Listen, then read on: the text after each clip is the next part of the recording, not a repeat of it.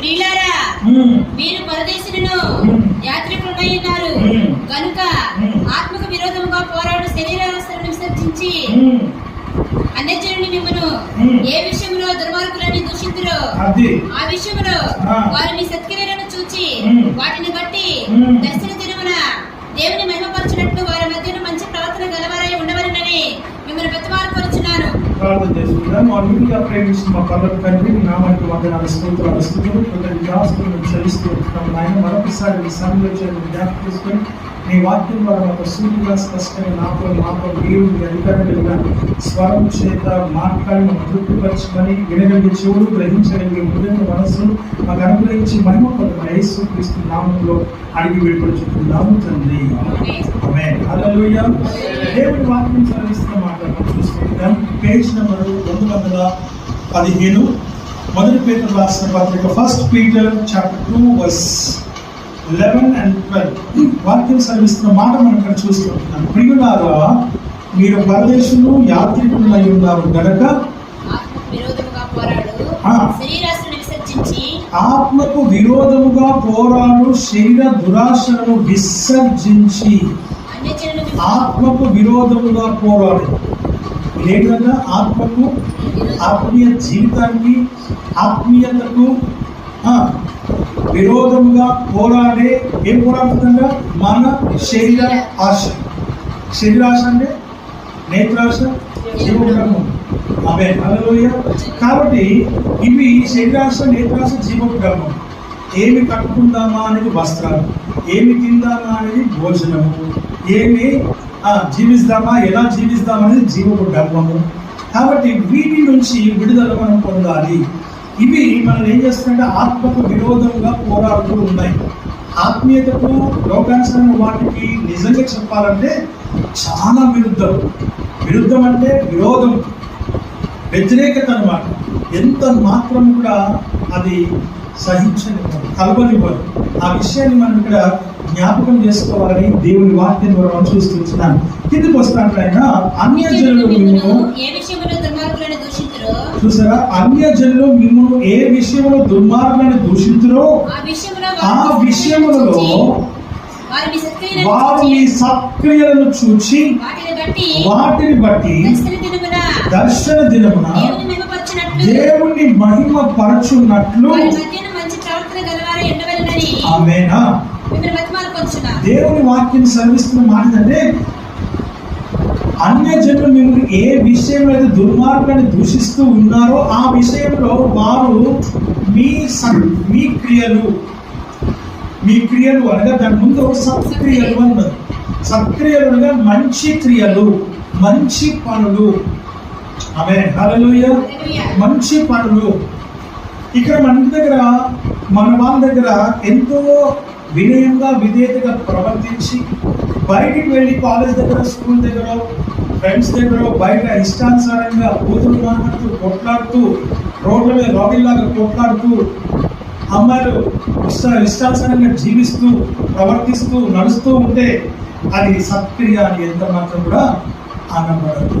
నువ్వు బయటైనా లోపటైనా ఒకేలాగా ఉండడమే. నీ క్రియలను చూసి మనల్ని దుర్మార్గులను ఎవరైతే ఈ లోకం మనల్ని పిలుస్తుందో వారికి మన దుర్మార్గత కాకుండా మన క్రియల ద్వారా, మన పనుల ద్వారా మనల్ని వారు మంచి వారుగా గుర్తించాలి.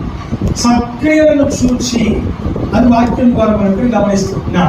మన క్రియలు మంచివై ఉండాలి. మన క్రియలు మంచివైతేనే మనల్ని మెచ్చుకుంటారు. బట్టిగా మెచ్చుకోరు. డబ్బులు ఇస్తే అప్పటి మట్టికే మనల్ని మెచ్చుకుంటారు. ఆ తర్వాత నెక్స్ట్ టైం మళ్ళీ మెచ్చుకునే ప్రసక్తే ఉండదు. అప్పుడు డబ్బులు ఇచ్చాక ఇప్పుడు డబ్బులు ఇస్తే మెచ్చుకుంటారు, లేదంటే మెచ్చుకోరు, లేదంటే నేను పొగడను అనే మాటలు మనకు వస్తూ ఉంటాయి.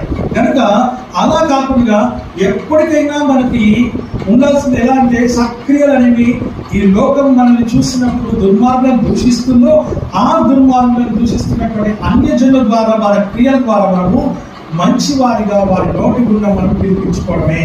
ఎందుకు పిలిపించుకోవాలి అని అంటే యేసు క్రీస్తును ప్రకటిస్తున్న తద్వారా యేసుక్రీస్తును నువ్వు చూపిస్తున్నావు తద్వారా, యేసుక్రీస్తును వారికి తెలియచేస్తున్నావు నీ ప్రవర్తన ద్వారా. ఎంత చక్కటి ప్రవర్తన, ఎంత చక్కటి మాటలు, ఎంత చక్కటి మనుషులు. ఆమేన్, హల్లెలూయా. ఇది దేవుని చూపిస్తుంది. నువ్వు దేవుని చూపించాలంటే నువ్వు స్వార్థ ప్రకటించాల్సిన అవసరం లేదు. నువ్వు దేవుడిని చూపించాలంటే, యేసుప్రభుని కనపరచాలంటే నువ్వు వెళ్ళి కరపత్రాలే పరచాల్సిన అవసరం లేదు, వాక్యాన్ని వినిపించాల్సిన అవసరం లేదు. నీ ప్రవర్తన ద్వారా కూడా విశ్వాసం ఏం చేయాలంట, మీ ప్రవర్తన ద్వారా యేసయ్యను నువ్వు చూపించడమే. ఇంకేమంటున్నాము కింద,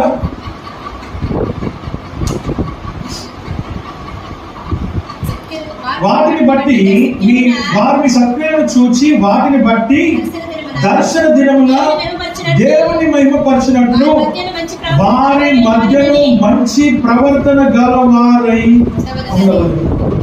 వారి మధ్యలో మీ ప్రవర్తన మంచిదై ఉండాలి. ఇది పుట్టి యవనస్తులకు, లేకపోతే పుట్టి పెద్దవారికో, లేకపోతే ముసలి వారికో కాదు. వాక్యము ఆయన అంటాడు, మీరు నా పిల్లలై ఉన్నారు. అలాగే మనం అందరం ఆయన పిల్లలమే. సో మనం పిల్లలం కాబట్టి అందరికీ వాక్యం ఏ ఒక్కరికో సంబంధించినటువంటి ఎంత మాత్రము కాదు. మంచి వారంగా మనము ఉండాలని, మంచి ప్రవర్తన కలిగిన వారమై ఉండాలని మిమ్మలను నేను బతిమాలుకొనుచున్నానని పేతురు తన పత్రికలో మనకు తెలియచేస్తూ ఉంటారు. మిమ్మల్ని బతిమాలుకుంటూ ఉన్నాము. చూసారా పెద్దలు, మేము మీ గురించి ఎట్లా చెప్పుకుంటున్నాం, అట్లాగే అప్పుడు పేతురు గారు కూడా అక్కడ ఉన్నటువంటి వారికి అలాగే చెప్తున్నాడు. పద్ధతులు, క్రమాలు, నీతులు, మంచి మాటలు. కాబట్టి వాక్యం సెలవిస్తున్నటువంటి మాటలు మనం చూస్తూ ఉంటున్నాం. మేము బయట లోపల ఒకే రీతిగా ఎందుకు ఉండాలి అని అంటే, ఇప్పుడు మనం రెండు మనం పార్ట్స్ తీసుకుందాం. ఏంటంటే ఒకటి ఎగ్, ఒకటి బంగాళదుంప. రెండు నీళ్ళలో ఆ గుడ్డు ఎలా ఉంటుంది, పైకి గట్టిగా ఉంటుంది, లోపల మెత్తగా.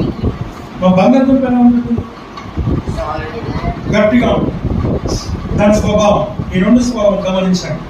దీన్నేమో బంగాళదుంపనేమో గట్టిగా ఉంటుంది, గుడ్డేమో మెత్తగా ఉంటుంది, రైట్? ఇప్పుడు రెండింటిని మనం ఉడకబెడతాం. ఈ రెండు ఏమయ్యాయి ఉడకబెట్టిన తర్వాత? గుడ్డు గట్టిగా అయింది, బంగాళదుంప ఏమైంది? హల్లెలూయా. ఈ ఉదాహరణ దేనికంటే, నువ్వు బయటైనా అలా ఉండాలి, లోపలైనా అలా ఉండాలి. ఉడకబెట్టినప్పుడు ఒకలాగా, ఉడకబెట్టిన తర్వాత ఇంకోలాగా గాలి వస్తుంది. అది విషయం.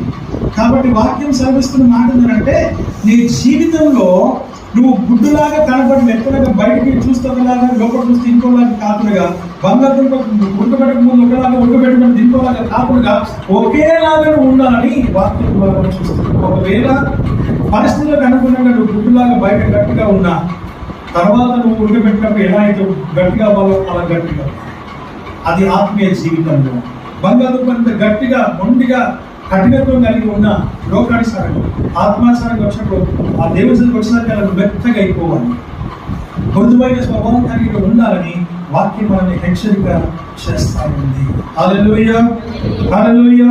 మొదటి మనకి ఏంటంటే సత్క్రియలు. రెండోది చూద్దాం, మత్తయి సువార్త 5వ అధ్యాయం 5వ అధ్యాయం 16వ వచనం. 5:16.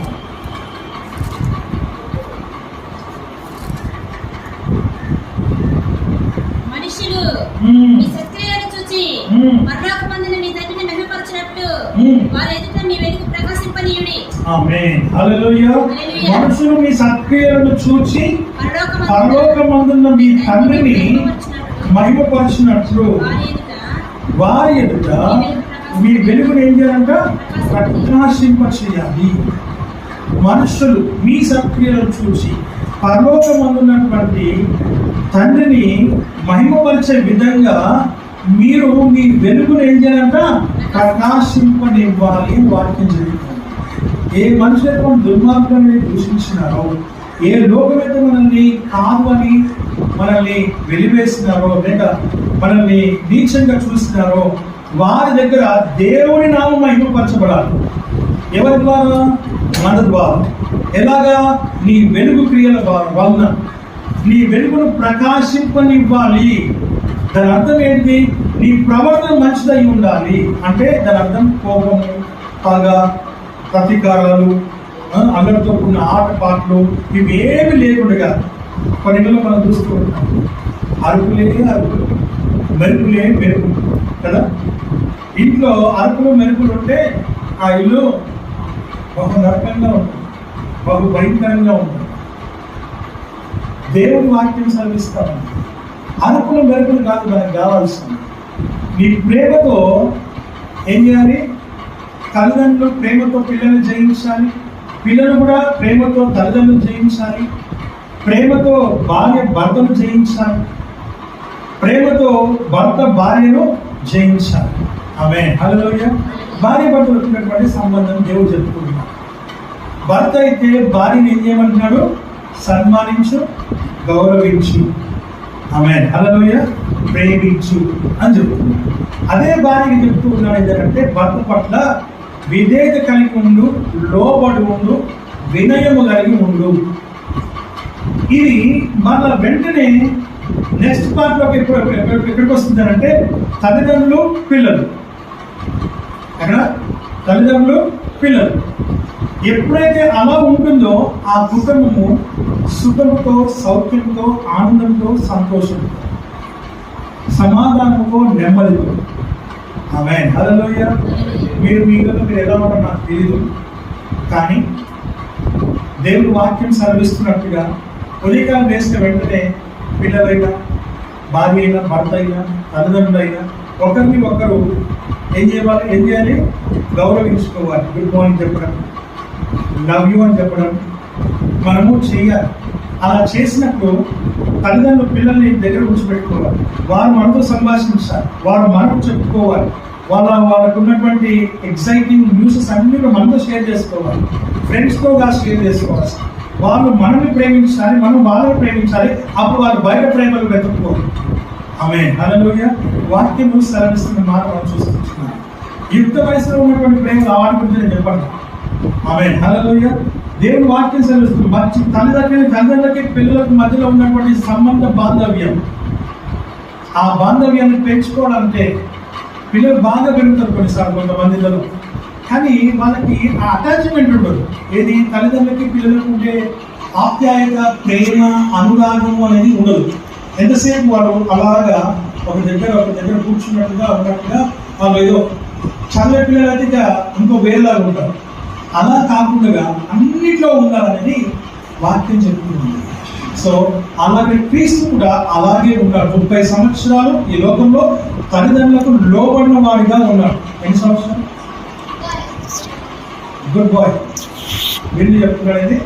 30 సంవత్సరాలు యేసు ప్రభు తల్లిదండ్రుల దగ్గర పెరిగాడు. 3.5 సంవత్సరాలు మాత్రమే సువార్తను ప్రకటించారు. ఆమేన్, హల్లెలూయా. ఆ వాక్యం సెలవిస్తున్నమాట. లైఫ్ సైకిల్ చెప్తాను. 3 విషయం. ఇప్పుడు ఇద్దరు తీసుకుంటాను. బెయిలీని తర్వాత జాన్ని తర్వాత జ్యోతిని తీసుకుంటే, జాన్కి తర్వాత జ్యోతి వాళ్ళకి తల్లిదండ్రులు, వాళ్ళ తల్లిదండ్రులు మీ పిల్లలకి అన్నారు, పిల్లలు వీళ్ళు ఇంకో పిల్లలకి అన్నారు. రైట్. ఇప్పుడు వీళ్ళు వాళ్ళు పెద్దవాళ్ళు అయిపోయారు కాబట్టి ఆ తల్లిదండ్రులు చూడాలి, ఏం అయిపోయింది కాబట్టి చూసుకోవడానికి దేవుడు ఏర్పాటు చేస్తాడు. నువ్వు చిన్నగా ఉన్నప్పుడు నిన్ను చూసుకోవడానికి తల్లిదండ్రులు ఏర్పాటు చేస్తాడు. నీ పిల్లలు ఎందుకు వచ్చారంటే నువ్వు ఆ స్టేజ్కి నువ్వు ఏం చేస్తున్నావు అని తల్లిదండ్రులకు చూస్తూ వాళ్ళు పెరుగుతూ ఉంటారు. ఈ పిల్లలు వీరిద్దరు వాళ్ళ తల్లిదండ్రులకు ఏం చేస్తున్నారో చూస్తూ పెరుగుతారు. ఇది చూసి రేపు పెద్దయ్యాక వాళ్ళు నువ్వు ఎలా చూస్తావో వీళ్ళు అలానే చూస్తారు. నువ్వు బాగా చూసుకుంటే వాళ్ళు వీళ్ళు బాగా చూసుకుంటారు. అలా అలా అలా టచ్ మీరు అన్నట్టు చూస్తే వాళ్ళు వీళ్ళని టచ్ మీరు అన్నట్టు చూస్తారు. అస్సలు చూడకపోతే వాళ్ళు వీళ్ళని పట్టించుకోరు. అప్పుడు నీకు వాళ్ళకి ఎటువంటి సంబంధము ఉండదు. అప్పుడు లోకం అంతా తిప్పి పోస్తుంది. తండ్రి చనిపోయినా రాలేదు, తల్లి చనిపోయినా రాలేదు, తల్లిదండ్రులు చూడరు, వదిలిపెట్టేశారు, రోడ్డు పైన వదిలిపెట్టేశారని ఇలా తిట్టి పోస్తారు. వినండి. ఆమేన్, హల్లెలూయా, హల్లెలూయా. ఇది లైఫ్ సైకిల్. సో పిల్లలతో ఇంటరాక్ట్ అవ్వాలి తల్లిదండ్రులు ఖచ్చితంగా. ఎంతమంది అవుతున్నారు, ఎంతమంది అవ్వట్లేదు? ఇది నా ప్రశ్న కాదు, మీరు చూసుకోండి అంతే. వాక్యం అంతా యేసు ప్రభు కూడా అలాగే ఉన్నాడు 30 సంవత్సరాలు. అందుకే ఆయన అన్నాడు, అయ్యా మీటింగ్లో ఉన్నప్పుడు మీ తల్లిదండ్రులు మీ అక్కచెల్లెలు వచ్చారంటే ఎవరు నా తల్లిదండ్రులు, ఎవరు నా తల్లి అయిపోయింది. నా టైం అక్కడితో 30 సంవత్సరాలు అయిపోయింది. ఇక నేను ప్రభుత్వ గడిపే 3.5 సంవత్సరాలే, కాబట్టి ఇదే నా పని అన్నాడు. అందు గురించి అన్నాడు. ఒక ఆయనను పాయింట్అవుట్ చేశాడు, తల్లిదండ్రులు వస్తే నా తల్లిదండ్రులు కాదు, నా అక్కచెల్లెలు కాదు, నా అన్నదమ్ములు కాదు అన్నాడు. ఇది ఎలా సాధ్యం అవుతుంది, దేవుడైనా అలా మాట్లాడొచ్చా అని అంటే అప్పుడు నేను అన్నాను, ఆయన వచ్చిన పని వేరు. నీలాగా నాలాగా పుట్టినంత మాత్రం నీలాగా నాలాగా మనిషి అయినా కాదు. అందుకే ఆయన 30 సంవత్సరాలు తల్లిదండ్రులకు ఇచ్చాడు, 3.5 సంవత్సరాలు మాత్రమే పరిచర్యకి ఇచ్చాడు. ఆ 3.5 సంవత్సరాలు ఆయన పని చేస్తున్నాడు. వాళ్ళ టైం ఇచ్చే పని అక్కడ టైంలో అసలు ఆయనకి లేదు. ఆమేన్, హల్లెలూయా. ఇంకేం మాట్లాడాలి, సమాధానం ఇచ్చే వారిగా మనం ఉండాలి. దేవుడు వాక్యం మనకు సెలవిస్తుంది, నీకు పిల్లలకు తల్లిదండ్రులకు ప్రేమ దేవుడు ఆ సంబంధ బాంధవ్యము అనురాగం మనకు ఉండాలని వాక్యం ద్వారా మనం చూస్తూ ఉండాలి. కనుక ఇక్కడ చెప్తున్నటువంటి మాట మనం చూస్తుంటున్నాం, మన క్రియలు దేవుని నామమును మహిమపరిచే విధంగా ఉండాలని వాక్యం ద్వారా మనం ఇక్కడ హెచ్చరిక. మన వెలుగు ప్రకాశించాలి. ఏం చేయబడాలి? మన వెలుగు ప్రకాశించాలి. ఆ వెలుగు ప్రకాశించినప్పుడే లోకం మనల్ని గుర్తిస్తుంది, యేసయ్య నామమును మహిమపరుస్తుంది అనే సంగతిని జ్ఞాపకం చేసుకోవాలి. మూడవదిగా చూద్దాం, లూకాసు వార్త 12వ అధ్యాయం 40వ వచనం. లూకాసు వార్త 12వ అనుకరణ గడియలో మనిషి కుమారుడు వచ్చును కనుక మీరును సిద్ధముగా ఉండుడని చెప్పాను. ఆమేన్. ఏమంటున్నాడు ఇక్కడ? మీరు అనుకరణ గడియలో మనిషి కుమారుడు వచ్చును కనుక సిద్ధముగా ఉండుడని చెప్పాను. మీరు సిద్ధముగా ఉండుడి. మీరు సిద్ధముగా ఉండాలి. ఆయన ఎప్పుడు వస్తాడో మనకు తెలియదు. ఎప్పుడు వస్తాడో మనకు తెలుసా? మనం ఇంటికి ఎప్పుడు వస్తామో తెలుసుకున్నాం. డ్యూటీకి వెళ్తే, ఆఫీస్కి వెళ్తే, స్కూల్కి వెళ్తే, కాలేజ్కి వెళ్తే, పనికి వెళ్తే మనం ఎప్పుడు వెళ్తామో ఎప్పుడు వస్తామో మనకు తెలుసు. కానీ when he will come అనేది మనకు తెలియదు. కానీ సూచనలు మాత్రం ఉంటాయి. ఆ సూచనలు చూసుకొని జాగ్రత్తగా మనం ప్రిపేర్ అయి ఉండాలి. ప్రిపేర్ అయ్యి ఫంక్షన్కి వెళ్తే మనం ప్రిపేర్ అవుతాం, బయటికి వెళ్తుంటే ప్రిపేర్ అవుతాం, తయారవుతాం. మరి ఆత్మీయంగా ఎప్పుడు ప్రిపేర్ అవ్వాలి అంటే ఎప్పుడు ప్రిపేర్లో ఉండాలి. అదే ఇక్కడ అలా అంటే చాలా కష్టం అని, కష్టమే కానీ అవసరం. ఎందుకంటే ఆయన లేకుండా మనం లేము కనుక, మనం వెళ్ళిన ఆయన దగ్గరికే కనుక మనం ఉండేది 2 రోజులు దాంట్లో చనిపోయిన తర్వాత, ఒకటి నరకం, ఒకటి పరలోకం. మరి నరకానికి వెళ్తావా పరలోకానికి వెళ్తావా అని భయపడటానికి కాదు కదా, కానీ నువ్వు వెళ్ళాల్సింది పరలోకానికి. ఆ వెళ్ళాల్సిన పరలోకానికి అయినప్పుడు ఈ లోకంలో ఉన్నంత వరకు నువ్వు దేవుడికి ఇష్టమైన ప్రియమైన బిడ్డగా నువ్వు ఉండాలని, నమ్మకంగా ఉండాలని వాక్యం ద్వారా మనం చూస్తున్నాం. ప్రకటన గ్రంథం 2వ అధ్యాయం 10వ వచనంలో చూసినప్పుడు దేవుడి వాక్యం అక్కడ సెలవిస్తున్నటువంటి మాటలు మనకు కనబడుతూ ఉంటాయి. ఆయన అంటాడు ఆ 2వ అధ్యాయం 10వ వచనంలో, ఇదిగో మీరు శోధింపబడినట్లు అపవాది మిమ్మల్ని చెరలో వేయబోచున్నాడు కనుక 10 దినములు మీకు శ్రమ కలుగుతుంది, మరణము వరకు మీరు ఏం చేయాలంట? నమ్మకముగా ఉండాలి. అదే మత్తయి సువార్త 20:20 చూసినప్పుడు, బల నమ్మకమైన మంచి దాసుడా, ఈ కొంచెంలో నువ్వు నమ్మకంగా ఉంటేవి కనుక నిన్ను అనేకమైన వాటి మీద నేను అధికారిగా నియమిస్తున్నాను అంటారు ఆయన. సో నమ్మకము అనేది మరణం వరకు ఉండాలని దేవుని వాక్యం ద్వారా చూసుకుంటున్నాం. ఫిలిప్పీయులకు రాసిన పత్రిక 2వ అధ్యాయం 5వ వచనంలో చూస్తున్నట్టు ఒక చక్కటి మాట. ఫిలిప్పీయులకు రాసిన పత్రిక ఫిలిప్పియన్స్ చాప్టర్ 2:5 ఏమంటారంటే, క్రీస్తు యేసునకు కలిగిన ఈ మనస్సును మీరును కలిగి ఉండండి. ఏమన్నారట? క్రీస్తు యేసును కలిగిన ఈ మనస్సు మీరును కలిగి ఉండండి. ఆయన ఏ మనస్సును కలిగి ఉన్నాడు అని అంటే, ఆయన ప్రణాళిక ప్రకారంగా ఈ లోకానికి వచ్చాడు.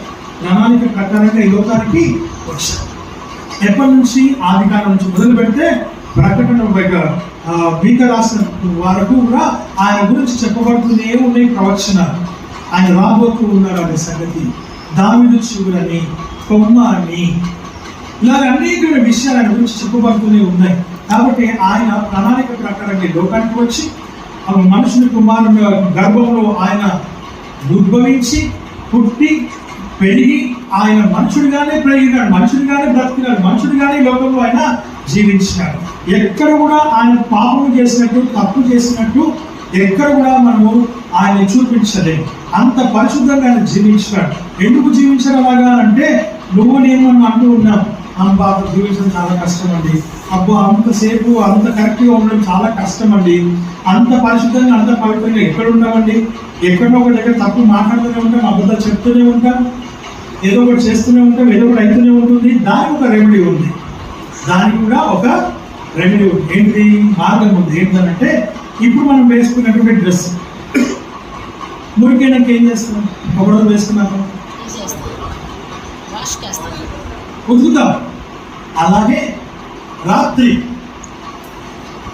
పొద్దునే రక్షణ వస్త్రం ధరించుకున్నాం, జీవితం స్టార్ట్ అయింది. అందులో ఎన్ని అబద్ధాలు, ఎన్ని వినకూడని విన్నాము, ఎన్ని చూడకూడని చూసాము, ఎన్ని మాట్లాడకూడని మాట్లాడాము, ఎన్ని చేయకూడని చేసాము, ఎక్కడికి వెళ్ళామో తెలియదు మనకి. అయితే రాత్రి ఏం చేయాలో పడుకునేటప్పుడు బాగా తిని ఉడకబెట్టి పడుకోవాలి. అంతేనా?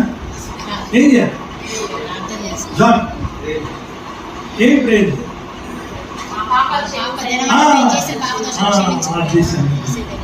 కాలర్ మీద ఉంది, ఇక్కడ ఉన్నది, లోపల ఉన్నది, ఎక్కడెక్కడ ముడుతుందో మనకు బాగా వేసి ఏం చేయాలి? బ్రష్ చేసి రుద్దాలి. ఇది బాగా నల్లగా ఉంది అంటే అక్కడ బాగా తప్పు చేసామని అర్థం, అక్కడ బాగా పాపం చేసామని అర్థం.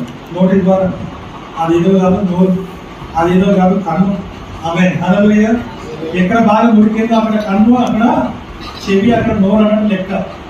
కొంతమంది నోరు భయంకరంగా ఉండదు, వాళ్ళు మనం తప్పడం కష్టం. ఆమె హల్లెలూయ. నోటితోనే వాళ్ళు జయిస్తారు, వాళ్ళ మాటలు అలా ఉంటాయి. పాపం ఎదుటి వాళ్ళు ఎందుకు పరుగు వేయలేకపోతే ఆ సైలెంట్గా ఉంటారు. అదే తాగిపోతాడు అనుకోండి, ఆ సుక్కేసుకొని వచ్చి ఇక ఆట ఆడుకుంటారు. అది ఎప్పటి వరకు ఆ సుక్కే దిగేంత వరకే వాళ్ళు కూడా. కానీ ఇక్కడ 24 hours సంగతి మర్చిపోతున్నారు వాళ్ళు. హల్లెలూయ. వాక్యం సెలవిస్తున్నారు. కాబట్టి ప్రతిరోజు రాత్రి ఏం చేయాలంట? నీ వస్త్రాన్ని ఉతుక్కోవాలి. ఏ వస్త్రాన్ని? రక్షణ వస్త్రాన్ని ఉతుక్కోవాలి. మళ్ళా ఆరేసుకోవాలి. రాత్రంతా అది ఆరుతుంది, పడుకుంటావు కాబట్టి బ్రష్ చేసుకుంటే ఆరిపోతుంది. మళ్ళా ఉదయకాలం దాన్ని తీసుకొని వేసుకోవాలి. హల్లెలూయ. పరిశుద్ధంగా దేవుడు ప్రతిరోజు ఆ విషయాన్ని జ్ఞాపకం చేసుకోవాలని వాక్యం ద్వారా మనం ఇక్కడ చూస్తున్నాం. కాబట్టి ప్రతిరోజు రాత్రి ఉతుక్కోవాలి, మళ్ళీ ఉదయకాలంలో మళ్ళా ఫ్రెష్గా వేసుకోవాలి. ఆ విషయాన్ని మనకు జ్ఞాపకం చేసుకోవాలి. ఆ దాని గురించి బైబిల్ గ్రంథంలో మనకు స్పష్టంగా ఉంది, ఏం భయపడాల్సిన అవసరం లేదు. కాబట్టి ప్రేమ దేవుని బిడ్డలారా, అలాగిన మనము సరి చేసుకుంటూ పరిశుద్ధంగా ఉండాలని వాక్యం చెప్పి ఆఖరి ఒక మాట చూసుకొని మనం ఆ క్రీస్తు చేసినటువంటి మనసు మీరు కలిగి ఉంటాం. ఆ మనసు ఆయన అలాంటి జీవితం ఉన్నది కనుకనే ఈ రోజు మనం అందరం కూడా దేవుని సంఘంలో ఉండగలిగినాం. ఆమె హల్లెలూయా. ఆయన మనస్సు ఎలా ఉందో, మన కొరకు మరణించి తిరిగి లేచి మన కొరకే పుట్టినాడు, మన కోసమే పుట్టినాడు స్పష్టంగా క్లియర్గా. కాబట్టి మనం ఈ లోకంలో ఆయన కొరకే ఉన్నామన్న సంగతిని జ్ఞాపకం చేసుకొని దేవుని సన్నిధిలో మనం ముందుకు సాగడం. ఆ వారిని ఆశీర్వదించి దీవించుగాక.